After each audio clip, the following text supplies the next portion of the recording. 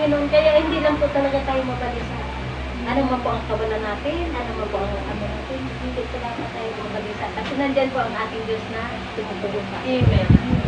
Hindi man po natin sinasabi, pero na ang isip natin na siya ang nakakapasa na rin po. Kaya maraming salamat sa ating Panginoon na talagang lagi po siya Amen. nakasubaybay sa atin. Yun po, dadakot din po tayo sa pagbibigay. Makipagbukas po kayo sa akin sa Mateo chapter 6 verse isa po natin sa 26 hanggang 54. Ayan. Diyos o kayamanan. Verse 26. Masdan ninyo ang mga ibon. Hindi sila nagtatanim, ni umaani, man o kaya'y nagtitipon sa kamalig. Ngunit pinapakain sila ng inyong Ama na nasa langit. Hindi ba't higit kayong malaga kaysa mga ibon?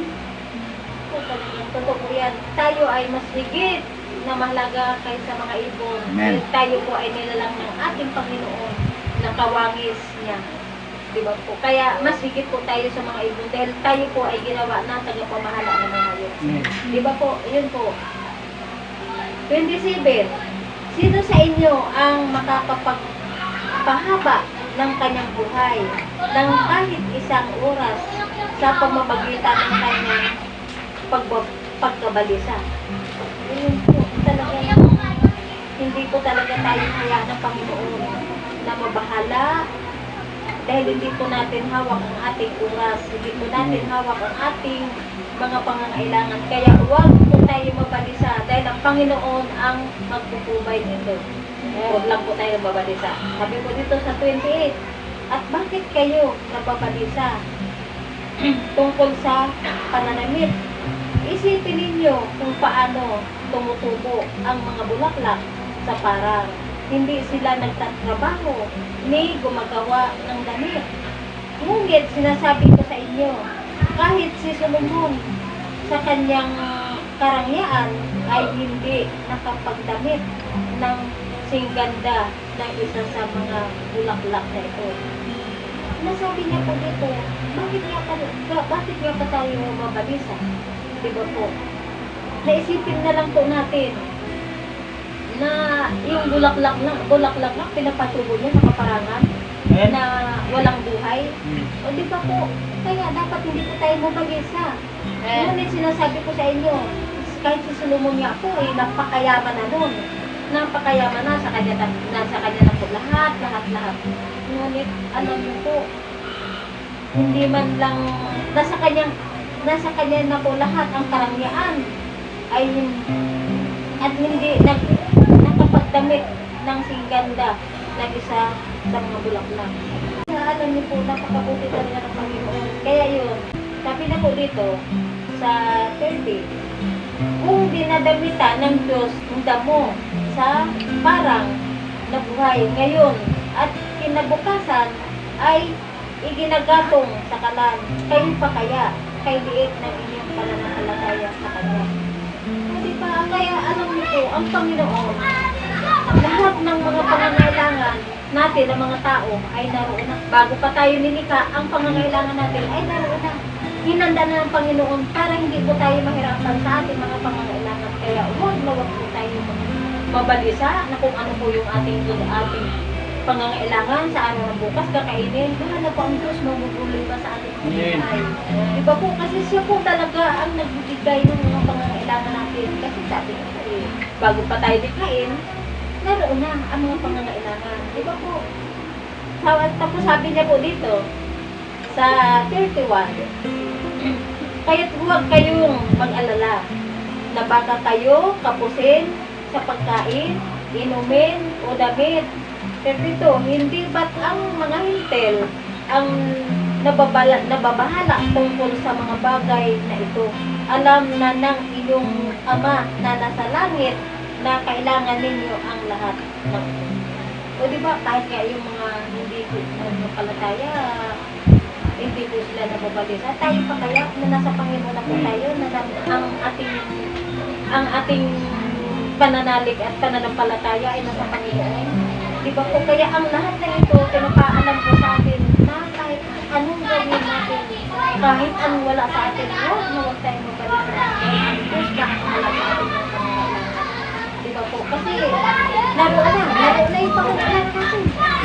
Ano po ba ang kapabalisa natin? Ano din po sa ating mga buhay ngayon? Napapansin ko talaga sa kahabagan ng Panginoon. Nung ako wala pa sa Panginoon, talagang alam niyo po, makita ko pa lang yung aming lagayan ng bigas na wala nang laman. Sobra na po ang talagang umano na yung aking galit. Sabi ko sa asawa, wala tayong bigas. Paano dito bukas? Wala tayong kakainin. Makukutumiin ako. Wala akong kakainin, wala tayong kakainin. Sabi ko, ano gagawin natin? Alam niyo po, sobrang pagkabalis na natin na wala na tayo sa Panginoon. Pero ngayon, alam niyo po, naiisip ko, na bakit ako mabalisa pa? Na nasa bahay nga lang ako, maya-maya, may dumarating na mga pagpapala. Ako para ako'y pakainin. Hindi ba po? Kaya lang niyo po, hindi na talaga ako napabalisa na hindi sabihin, mag-alala ko, wala akong kakainin. Ano pa nga kailangan ko, wala na akong pangalaman. Hindi na talaga ako nababalisa simula nung pinaparana sa akin ng Panginoon na hindi siya nagpapabaya. Kahit kailan, kahit na wala, hindi siya nagpapabaya sa atin. Kaya alam niyo po, huwag na tayo mabalisa. Kasi kapag tayo nabalisa, kasalanan po natin sa Panginoon. Amen. Yun po, talagang napakabuti talaga ng Panginoon. Higit sa lahat, ay bigyan halaga ninyo ang kaharian ng Diyos at ang pamumuhay ng ayon sa kanyang kalooban. At ibigay niya sa inyo ang lahat ng mga bagay na ito. Tignan mo nga, higit nating bigyan ang kahalagahan sa Panginoon. Nang sa gayon, ano man ang ating pangangailangan, ano man po ang ating kahilingan sa Kanya, tiyak na ito ay pagkakalog niya sa atin at ibigay niya ito sa atin. Amen. Na hindi pa po natin naiisip, ang ibibigay ay nariyan. Nariyan. Gumagamit po siya ng mga kamay upang iparating sa iyo ang mga pangangailangan mo na hindi ka naman balisa mag-alala. Saan pa tayo? Sa Panginoon na tayo. Sabi ko sa inyo, napakabuti ng Panginoon. 34, kaya nga, huwag ninyong alalahanin ang bukas sapagkat ang bukas ang mag-alala sa sarili niya. Sapat na ang inyong mga suliranin at bawat araw. Dito po, sabi ko nga, na huwag tayo mabalisa, huwag tayo mag-alala sa ating mga pangangailangan. At alam niyo po, ang Diyos ang problema sa bagay-bagay na yan para sa atin. Diba po? Kasi alam niyo po, kapag tayo na alam ng Panginoon na ang kalooban natin ay nasa Panginoon lamang talagang hindi niya po tayong pababayaan. Pagpos, bigyan niya po tayo ng kalakasan, kapayapaan, kapag tayo makapagtrabaho, kapag buhay, o kaya ang ating mga dumarating sa ating income, hindi niya po hadlangan, hindi niya po hayaan ng diablo na hadlangan, talagang ipaparating niya po yun sa atin upang tayo ay patuloy na pagkakalain ng Panginoon. Di ba po? Kaya alam niyo po, ang ating mga buhay talagang ilaan na lang po natin sa Panginoon. Wala po tayong gagawin, kundi ang maglingkod sa Kanya, sundin ang Kanyang kalooban, na ano mo po ang nais at ibig niya po sa ating mga buhay. Ito po ay patuloy nating susundin. Diba po, at lalakaran ang Kanyang kalooban lamang po. Upang sa ganun, tayo po patuloy na pagpapalain ng sa gayon, ano man po mga pagpapala na dumarating sa kaatin ay talagang ano man ang diba po sa ating kamay ng mga pagpapala, talagang nariyan na po ang sa Panginoon. Hindi po mawawala ang pagbibigay natin sa Panginoon, bagkus nariyan po ang bigay ng Panginoon sa atin ng mga pagpapala, talagang hindi po siya mawawala dyan. Kaya yun po ang turo sa atin ng Panginoon na talagang huwag tayo magbagay sa ano man ang ating pangangailangan. At siya po ang magbibigay sa atin ng ating pangangailangan. Upang sa ngayon, payapa tayo na maglilingkod sa Kanya. Payapa din tayo kung ano po ang ating mga hanap buhay, ano po ang ating mga negosyo. Talagang hindi ko yan hayaan ng Diyos na mawalan tayo. Bagkos, pagpapalain tayo niya na tayo man din po ay patuloy na makapagbigay sa Kanya. Diba po? Maraming salamat sa salita ng Panginoon na ito po ay patuloy po natin unawain at patuloy po natin nalakaran ang Kanyang kalooban lamang po. Yun po. sa pagbibigay din po sa ating mga pastora. Kasi pagbukas po kayo sa atin sa Deuteronomio chapter 14 verse 28. Tipunin ninyo ang ikasampung bahagi ng inyong ani tuwing ikatlong taon. 29. Ito ay ibibigay ninyo sa mga Levita. Yamang wala silang kaparte sa inyong lupain, bibigyan din ninyo ang mga dayuhang kasama ninyo, ang mga umila at ang mga galo. Kapag ginawa ninyo ito, pagpapalain kayo ni Yahweh sa lahat ng inyong mga gawain. Kaya yun po sa ating mga pastora na kailangan po natin ilaan din sa kanya ni kasampung bahagi dahil siya po ay ating mahal na pastora, siya po ay nagre-redo sa Panginoon, siya po ay talagang hindi niya po tayo hinayan, hindi niya po winawala ang panalangin na tayo po ay lahat kasama po tayo ng sa paglilingkod niya po sa Panginoon.